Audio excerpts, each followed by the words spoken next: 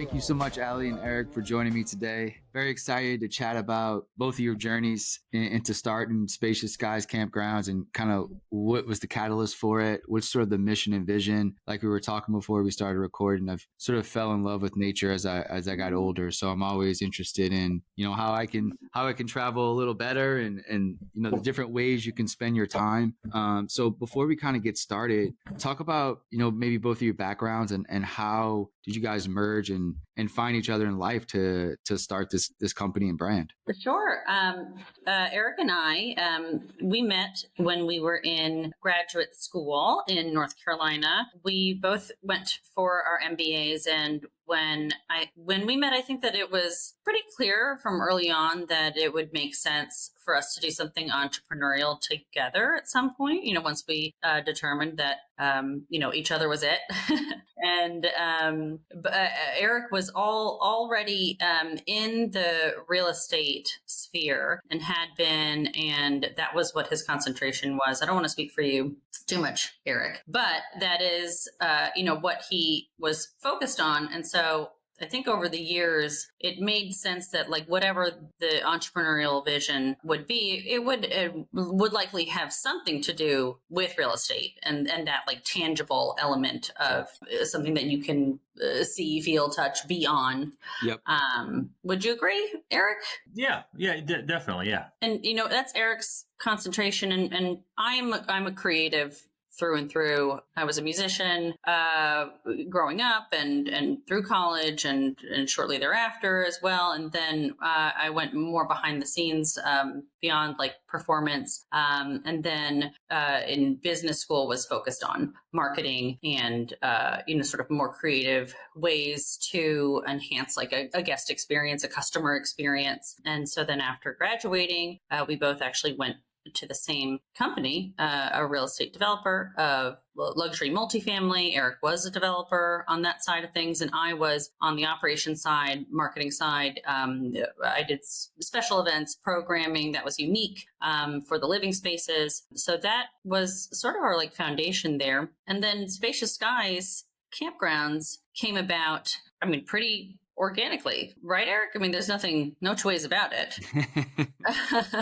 As organic as it gets, I think. Yeah. We had been trying, I would say we'd been putting effort behind what this idea of ours would be, right, for a little while. And we had some stops and starts. And then the pandemic hits, and we are the parents of 3 children, little children, under 1, 2.5, and our oldest was 5. And we bought a camper, a travel trailer, just based on, sort of the popularity that we had been reading about in those early months of the pandemic. Well, what else is there to do? Get on the road and go.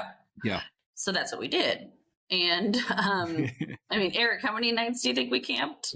I bet that first year we probably did 30 or 35 nights. Oh, wow. Yeah. And for the most part, it was a stop a night.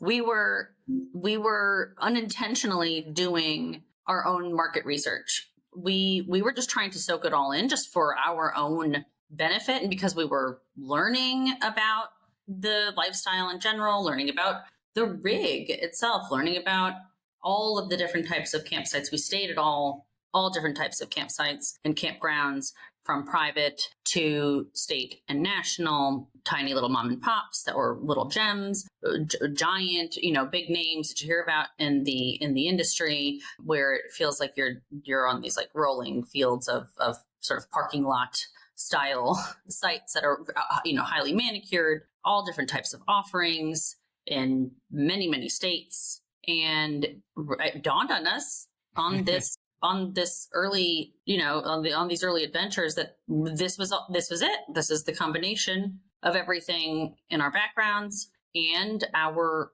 genuine interest and newfound family passion for camping. So that was the genesis of the idea. And Eric, with your sort of real estate background, obviously that's a huge foundational, skill set to have to kind of understand the inner workings of what was even possible, right? So when the idea came, I mean, was it like hit the ground running like next week, next month? Or was it more researching like, okay, what's the business model? Is this even feasible? Buying land at, all kind of different areas now. I think you have 15 locations, like probably a lot of land. I guess what were some of the things that you've learned through your background in real estate that really help catalyze this idea and get it off the ground? Yeah, I mean, I guess from the from the time we kind of conceptualized the idea and really started thinking about it, I mean, I don't know, Ali, that was probably a good 9 months. Yeah. At the time we fully pulled the trigger to do it. That's a combination of, ongoing market research, understanding the product and the opportunity, building some confidence in what we were pursuing, but it was also, we had a lot of personal decisions and life decisions that came with kind of jumping full steam ahead, both of us at once, into a new startup. So there's a lot of kind of build up and prep time accommodating those two items. But yeah, I mean, listen, from when we officially started, we took a pretty aggressive run at it out of the gate. I would say we acquired our first 8 campgrounds over the course of, I think, 7 months in 21. The transactional, my background in real estate and capital markets and the transactional aspect of that and the capital raising and all of those pieces were definitely helpful in allowing us to kind of to build that scale and track the capital early out of the gate. I think we've quickly learned over the last 2 years that, building the mass and with the real estate portfolio is an important part of the strategy and evolution where we've the operations and the customer experience and kind of building the brand and just operating these things in general has really stood out as the more kind of unfamiliar area to us and everyone else. And probably that's been the more challenging kind of ramp up as we took that aspect from really a standing start to a brand and portfolio of 15 campgrounds over the past 2 years. So all that to say, while the real estate was an important foundation, there's a lot of other elements that go into this that kind of create and drive the value of what we're creating. Oh, and just to add that, it's important to note that there are, we have other folks who are our peers in the industry who are doing what we're doing, who are amassing portfolios of a similar size. And I think that, what Eric and I have done that is unique from our peers are that, number one, I think that the scale that we were able to achieve as quickly as we did achieve it was due to the fact that we decided that this was going to be our gig, our main focus. This was not a side project.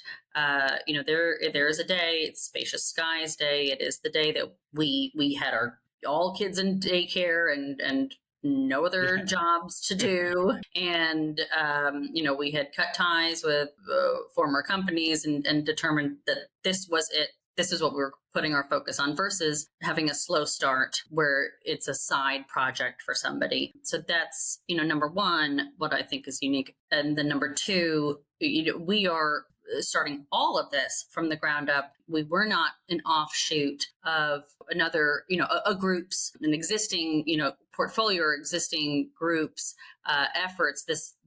We're not the RV arm of something that had existed already. We were building it completely off of the ground up. While there are so many challenges that come with all of that, it also was just like the focus, the one and only focus. Which is really hard to do. It's really hard to do. Did y'all acquire any, quick question, did y'all acquire any of the places that y'all stayed at during that sort of first long journey?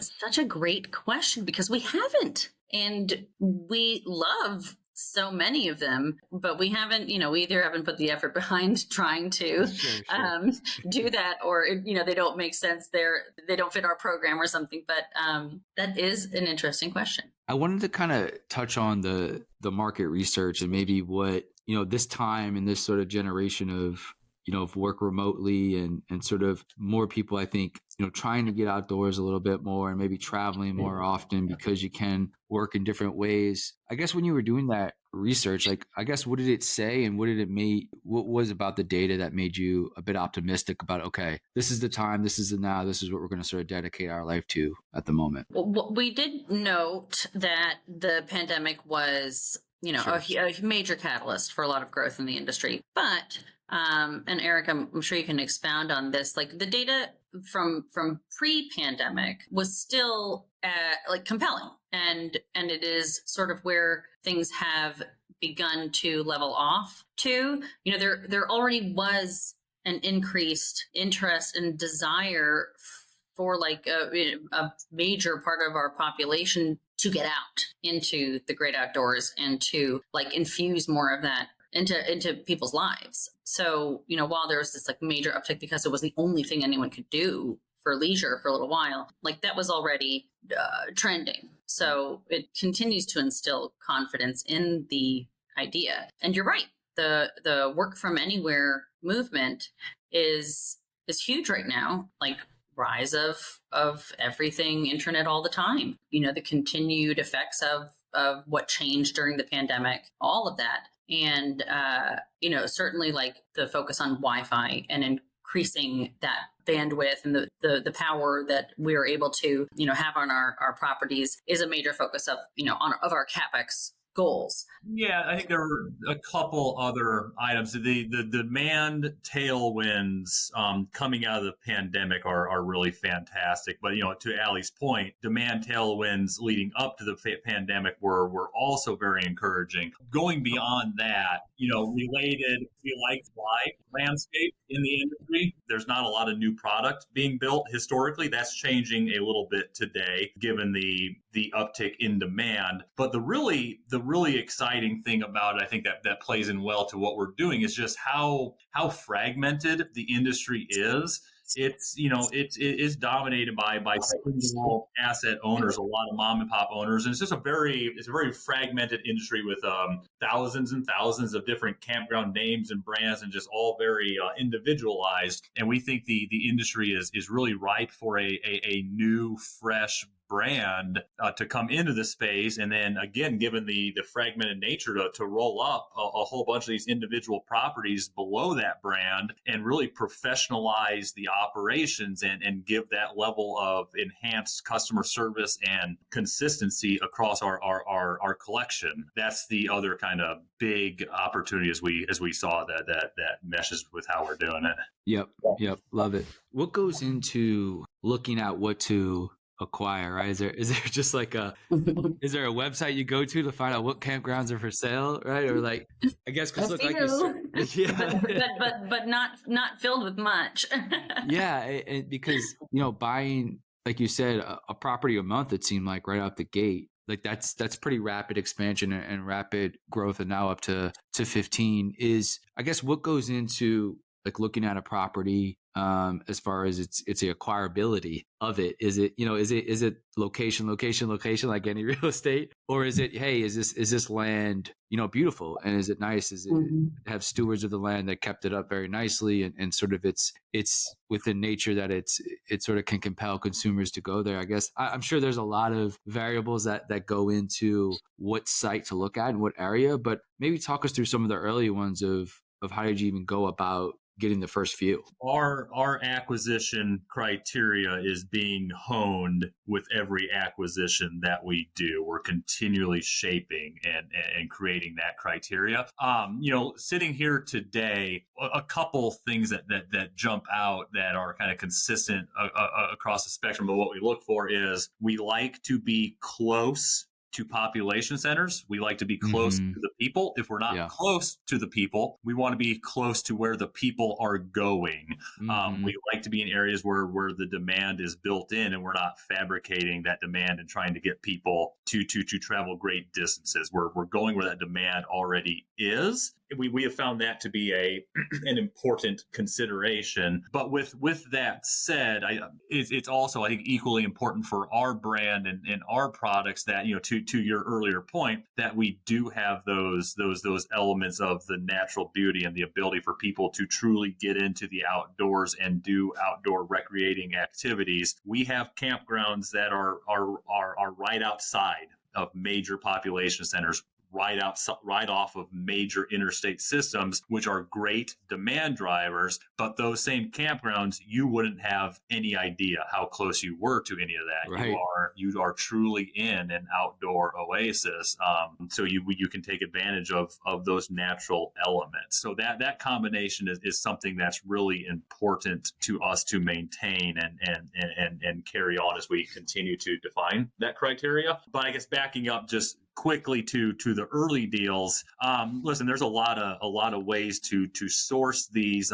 There's different websites, there's brokers, there's different channels. Our early deals, they were sourced from the kind of the brokerage community, what was available on the market at the point in time we were looking. I think, to Ali's point, we very intentionally were building scale in the early days. Mm-hmm. And I think the reality is some of those early acquisitions we would look at differently today. Not saying we would do them or wouldn't do them, but we would look at them differently for sure, and probably execute on them slightly differently. And then as we, again, fast forward, we continue to hone where we want to go and what we want to buy. And then I think also are continuing to expand our avenues of how we do that. More and more of our later deals are not advertised online. They're coming through kind of direct relationships that we've built inside the campground community, whether that is, brokers bringing us stuff off market, whether it's one of our lenders that we do business with bringing us a deal that they know, or whether it's an owner that we have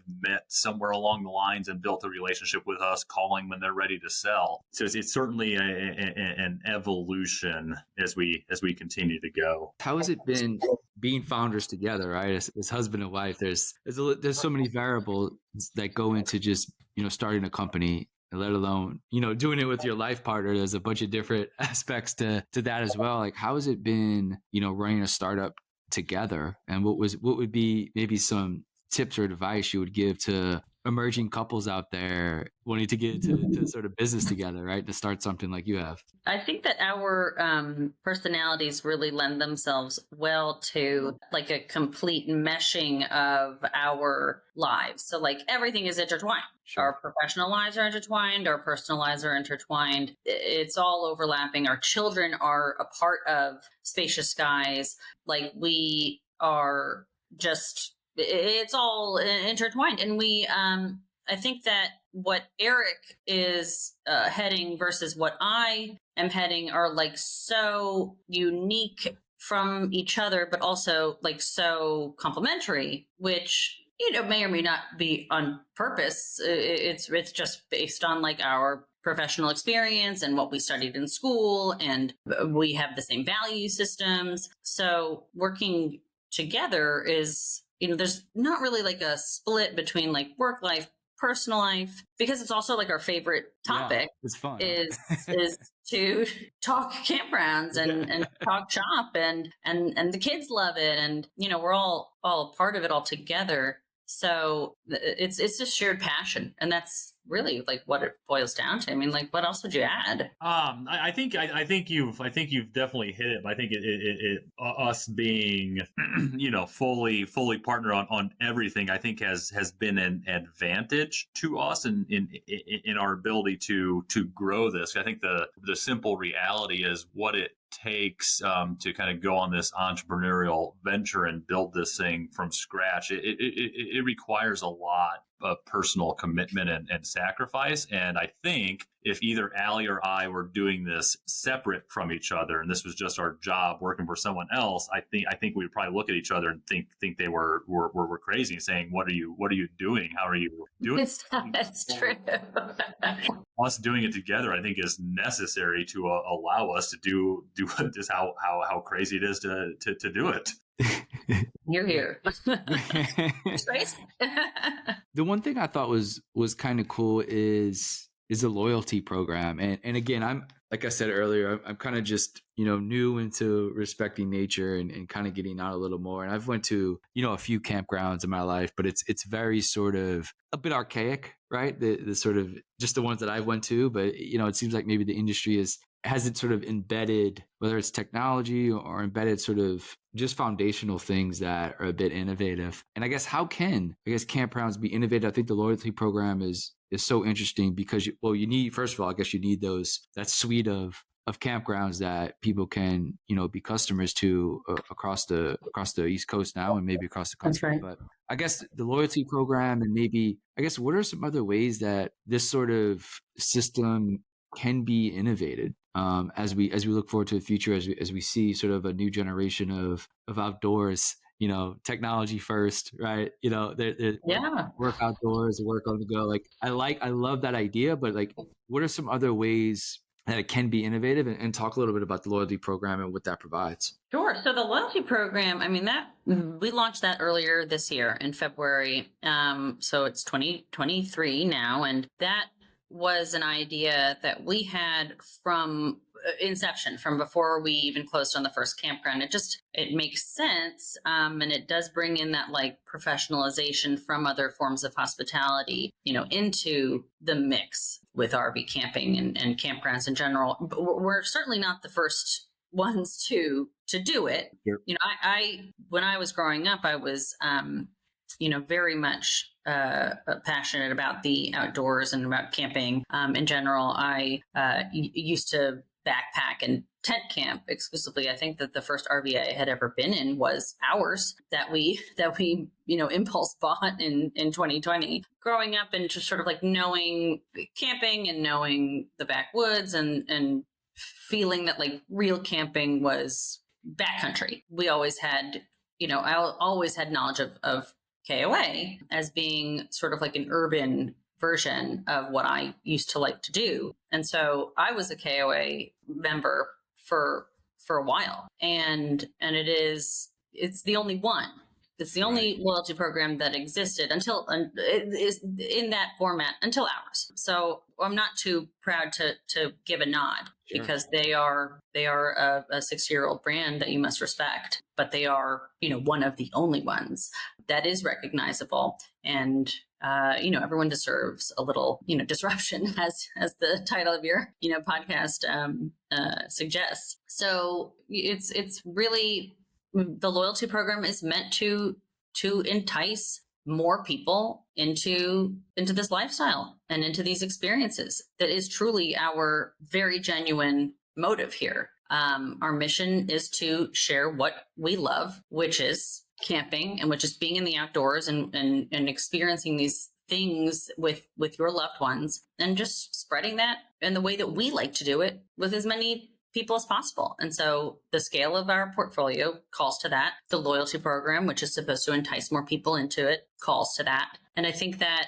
as we as an industry start to bring in more of what is more familiar in other forms of hospitality, a hotel, being one of them, where you'd have had online booking for a while. Now that's more common here. So that the 15th campground that we just added to our collection still did not have online booking. And so that was something that we could add.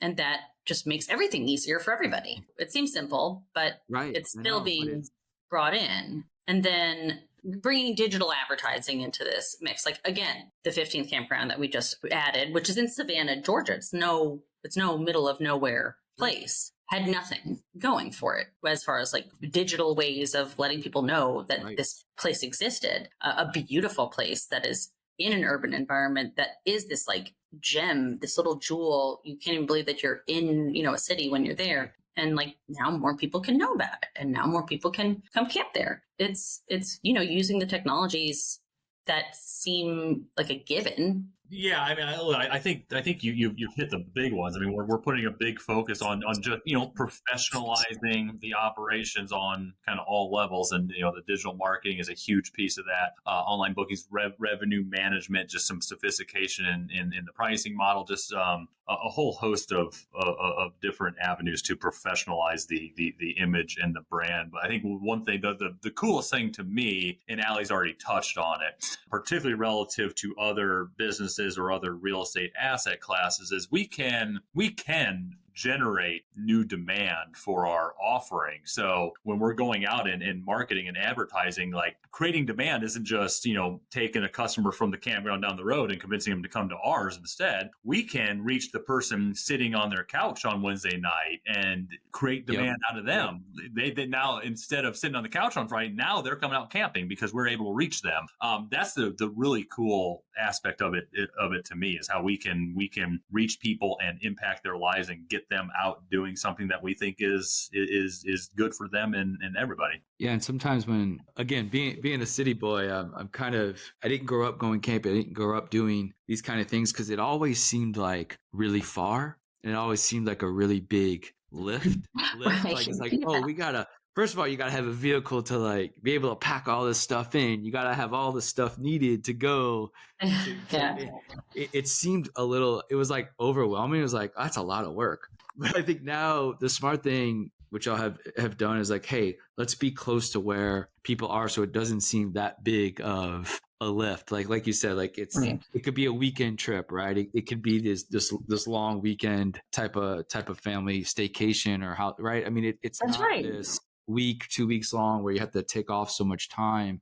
I do think No. that is a powerful way to kind of get new people involved in sort of the outdoors, where now, like you said, with internet capabilities, with a lot of the items in our household that we're sort of used to, it's not that dissimilar, right? You don't have to go to the bathroom just like on the ground, right? Like No. there's a bit. Campgrounds, we have bathhouses. Yeah, and again, I'm very ignorant to all this, right? And I'm just kind of getting into it, but I love the fact that it is becoming a bit more 21st century, if you will, right? And that to me is a way to get this next generation involved in doing this type of stuff, right? And sort of exiting like you said, just sit on the couch, mindlessly scroll or watch TV like this. There needs to be those foundational things that we all like and enjoy, but in a different environment where I think it opens our eyes to a different way of life and living, and also really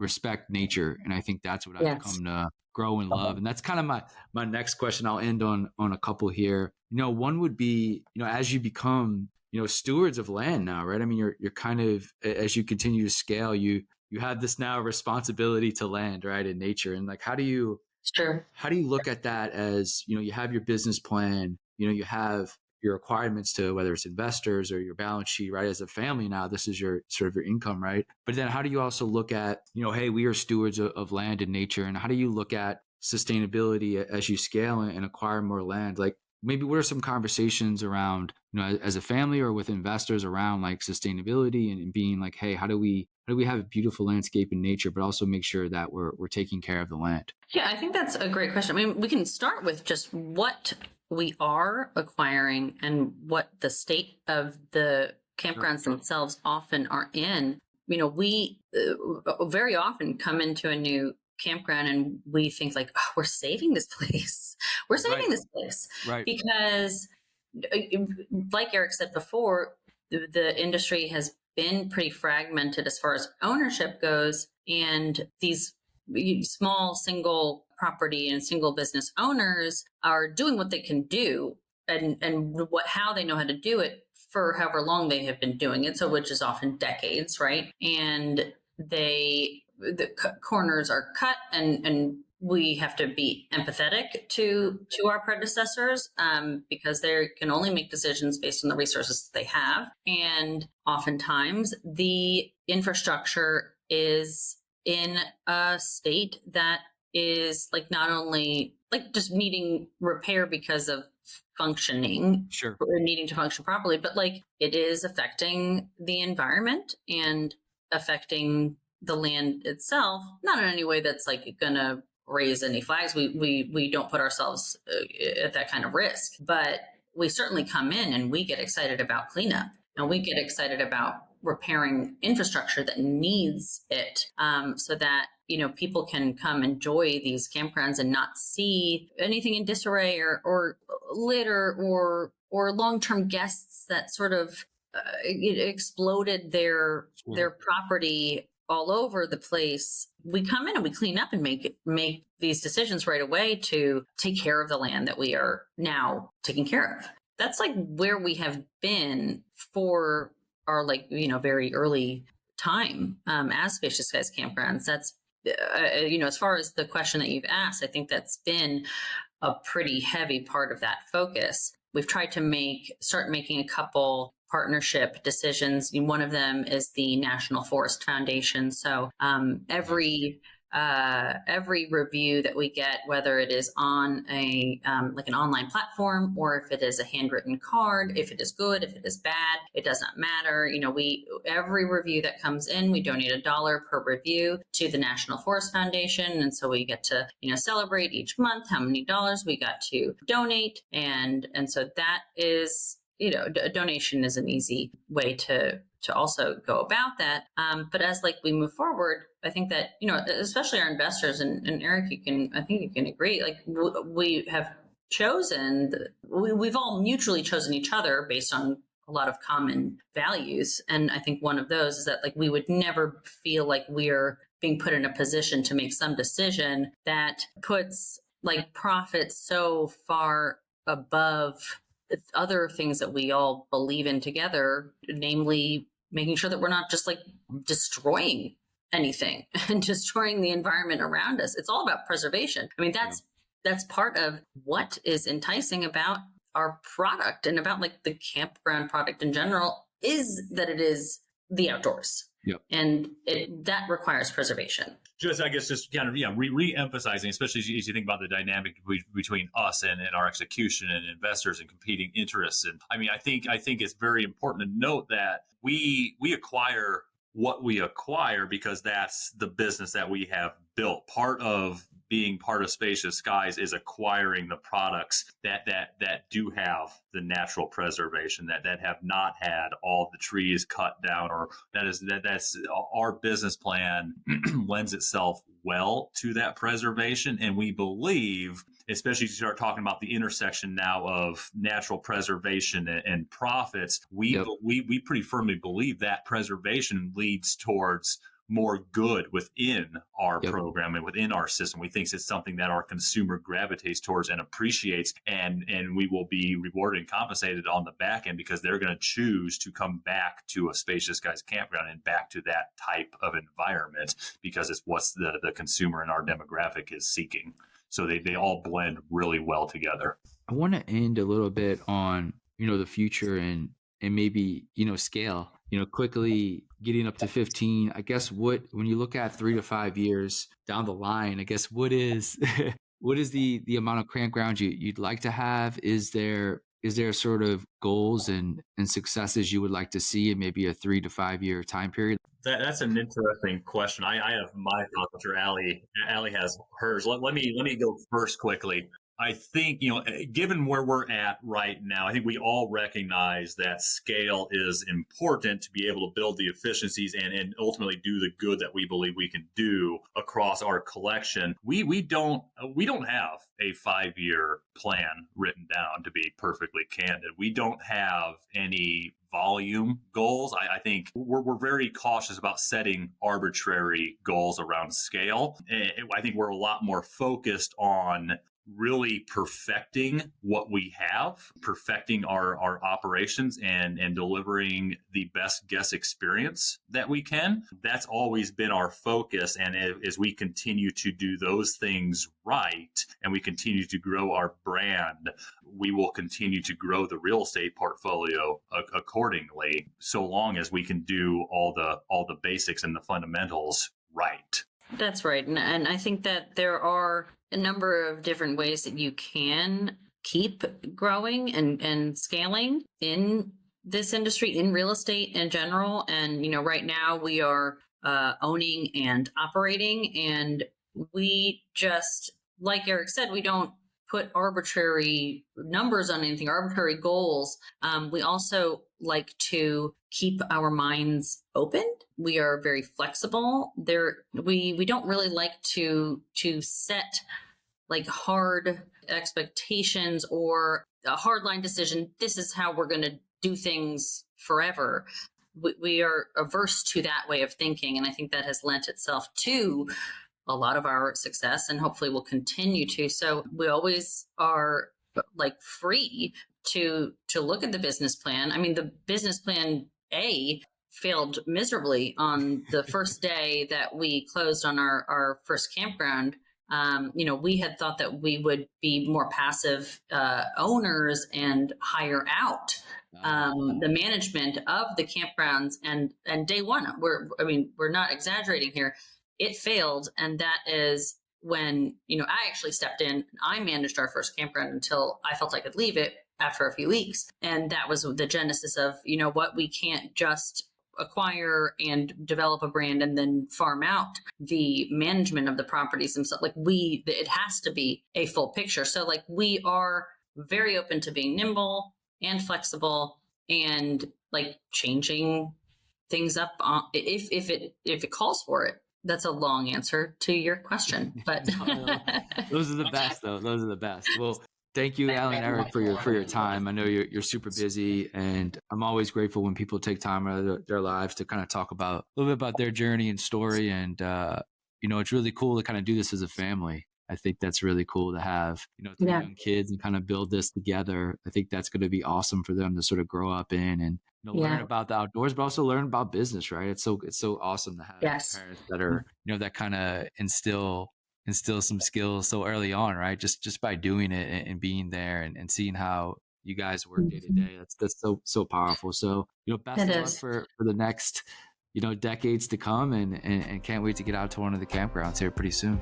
We would love to have you.